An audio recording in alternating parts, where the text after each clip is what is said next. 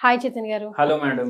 చేతన్ గారు, dish washers ఉంటాయి కదా! డిటర్జెంట్ కానియండి, సోప్స్ కానియండి, మనం ఎంత క్లీన్ చేసినా కొన్నిసార్లు అట్లాగే ఉండిపోతాయి. హ్మ్. దానివల్ల కూడా నరాల వీక్‌నెస్ కానీ, డయాబెటిస్ కానీ, ఇతరితర వ్యాధులు కానీ వస్తుంటాయి. Over a period of time long రన్‌లో అట్లనే యూజ్ చేసుకుంటే.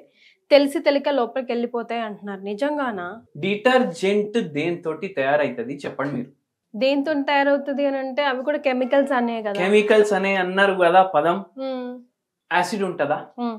మన బాడీకి మంచిదా? మన బాడీ లోపటికి పోతే చెడ్డదా? చెడ్డదే కదా! చెడ్డదే కదా, చచ్చిపోతాడు కదా మనిషి. దేనితోటి తయారైతది? కెమికల్ తోటి తయారైతది. హ్మ్. ప్లాస్టిక్ ఉంది కదా, హ్మ్. ప్లాస్టిక్ దాంట్లో ఫుడ్ నింపి తినొద్దు అనేసి చెప్తారు కదా, హ్మ్. దేనితోటి తయారైతది? కెమికల్ తోటి తయారైతది. హ్మ్. అట్లనే హ్మ్. సబ్బు దీంతోటి తయారైతది, కెమికల్స్. కెమికల్ తోటి తయారైతది. వాష్ చేసేస్తున్నాం గదా చేతన్ గారు వాష్ వాటర్‌తో. చేసిన ఇప్పుడు ఎప్పుడైతే సబ్బు మీరు వాష్ చేసేస్తుండ్రు అంటున్నారు, హ్మ్. ఇప్పుడు అందరూ బట్టలు ఉతుకుతారా లేదా? ఉతుకుతారు. ఎక్కడ ఉతుకుతారు? వాషింగ్ మిషన్ లో ఉతుకుతారు. హ్మ్. ఇప్పుడు సబ్బు కొన్నప్పుడు ఆ డబ్బా హ్మ్. వాడు ఏం చెప్తాడు?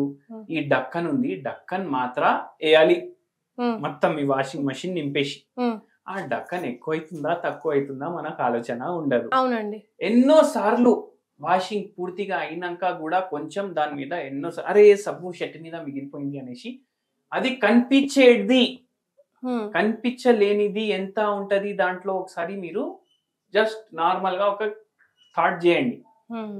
మళ్ళా ఆ బట్టలు పిల్లలు వేసుకుంటారు, పెద్దోళ్ళ బట్టలు పెద్దలు వేసుకుంటారు. హ్మ్. పిల్లలేమో నోట్ల ఇట్లా షర్ట్ కాలర్ పెట్టుకొని ఇట్లా ఇట్లా లాగడం. దస్తులు ఇస్తాం కదా స్కూల్ కి, అది ఎందుకు ఇస్తాం? ఏమైనా చేతులు హ్యాండ్ వాష్ కి తుడుచుకో, ముక్కులకెళ్ళి ఏమైనా వస్తుందంటే తుడుచుకో అనేసి పిల్లలకి ఇస్తాం. హ్మ్. వాళ్ళు అదే నోట్లో పెట్టుకొని ఇట్లా గుంజి గుంజి మొత్తం రోజు ఆడుకుంటారా లేదా? అవునండి. ఆ దాంట్లో ఆ డిటర్జెంట్ వల్ల కడుపులో పోతుందా లేదా?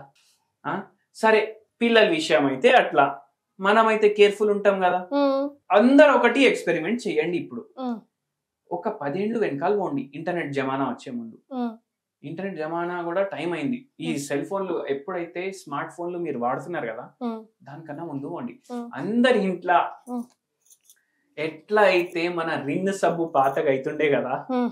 జర్ర మిగిలింది. ఇంతకు ముందు బార్ సోప్ తోటి బట్టలు రుద్దుకొని వాష్ చేసుకుంటుండే కదా, హ్మ్. అది మిగిలితే అది హ్యాండ్ వాష్ కి పెట్టుకుంటుండేనా కాదా చెప్పండి? అవునండి. అవునా? హ్మ్. మెల్లగా ఏమైంది? అరే మనం లైఫ్ బాయ్ కొంటున్నాం కదా, ఒక్క లైఫ్ బాయ్ చిన్నది వచ్చింది కదా, అది హ్యాండ్ వాష్ కి పెట్టేద్దాం, హ్మ్. బాత్రూమ్ గీత్రూమ్ పోయినాక కడుక్కోవడానికి. ఇప్పుడు లిక్విడ్ వాష్లు వచ్చినాయి కదా. హ్మ్. ఎప్పటి నుంచి వచ్చినాయి? మా కొడుకు అమెరికాకు పోయిండు, కోడల్ని తీసుకొని ఫస్ట్ టైం వస్తుండు, లిక్విడ్ వాష్ పెట్టండి రా అనేసి మెల్లమెల్లగా స్టార్ట్ అయింది. హ్మ్. అందరి ఇంట్లో లిక్విడ్ వాష్లు నిండిపోయినాయి. హ్మ్. ఇప్పుడు అందరూ ఏం ఎక్స్పెరిమెంట్ చేయండి అంటే హ్మ్. లిక్విడ్ వాష్ తీసుకోండి. హ్మ్. లిక్విడ్ వాష్ తీసుకొని హ్మ్. మీ చేతుల్లో మంచిగా అప్లై చేయండి. హ్మ్. నల్లు ఆన్ చేసి చేతులు వాష్ చేసుకోండి. హ్మ్. ఇంకా టవల్ కి తుడుచుకోకండి. హ్మ్. మొత్తం వాటరే కనిపిస్తుంది కదా వాష్ చేసుకున్న తర్వాత. హ్మ్. ఇప్పుడు ఏం చేయండి అంటే 2 చేతులు ఇట్లా పెట్టి ఇట్లా రుద్దండి. హ్మ్. ఇట్లా రుద్దుకొని చూసినాక మీకు తెలుస్తుంది ఇంకా సబ్బు మీ చేతిలో ఉంది. మరి అట్లయితే శానిటైజరో అన్నాం గదా! అది కూడా కెమికలే గదా! ఎప్పుడు అన్నాం శానిటైజర్? కోవిడ్ టైంలో అన్నాం. ఇప్పుడు ఏమైనా కోవిడ్ ఉందా? ఇప్పుడు లేదు కూడా కదా. ఇప్పుడు కూడా ఏ తుమ్మొచ్చినా దగ్గొచ్చినా శానిటైజ్ అవును, చేసుకోండి. ఎందుకు చేస్తున్నారు? అసలు అవసరమే లేదు. హ్మ్. కోవిడ్ ముందు ఎట్లా ఉంటుండే అట్లా ఉండండి. మళ్ళా ఇంకోటి, హ్మ్. ఇప్పుడు ఈ సబ్బులలో డిటర్జెంట్లలో ట్రైకోసాన్స్ ఉంటాయి. హుహు. ఇవి ఏం చేస్తాయి? హ్మ్. న్యూరోటాక్సిక్. ఇవి హ్మ్. సబ్బులో ఉంటాయి, న్యూరోటాక్సిక్. హ్మ్. ఇట్లా బట్టలు మొత్తం రోజు మనం వేసుకుంటాం, స్కిన్ కూడా అబ్జర్వ్ చేస్తుంది. అవునంట. ఇవి పోయి నరాలది బలహీనత కాజ్ చేసేటట్టు చేస్తాయి. హ్మ్. మళ్ళా ఇంకోటి హ్మ్. 1,4-డయాక్సైన్ అనేసి ఒకటి ఉంటది. హ్మ్. 1,4-డయాక్సైన్ ఏం చేస్తుంది?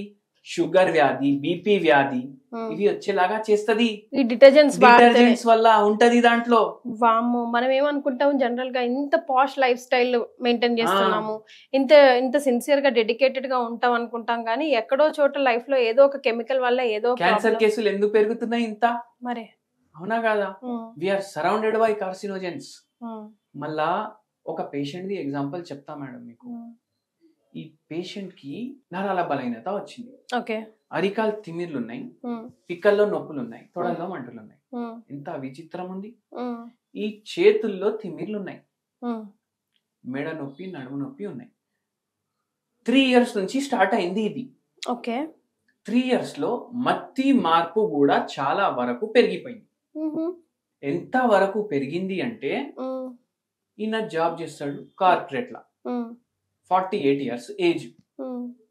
డైలీ పోయి పంచింగ్ చేస్తారు కదా అటెండెన్స్ కి, అది కూడా ఆయన మర్చిపోతుంది. అయ్యో, అల్జైమర్స్ రోగం కాదు, మరి మత్తి మార్పునే ఉంది, నరాల బలహీనత ఉంది. ఏంటో పరిస్థితి మరి. అయితే ఏంది అంటే ఈయనకు యాంగ్జైటీది కూడా ప్రాబ్లం ఉండే. ఓకే. ఒక మీటింగ్ ఉన్నప్పుడు ఖచ్చితంగా చేతులు వాష్ చేసుకోవాలి సబ్బుతో. ఇట్లా రోజుకి 10, 15, 20 సార్లు సబ్బుతోటి వాష్ చేసుకోవడం. Type of ఓసిడియా?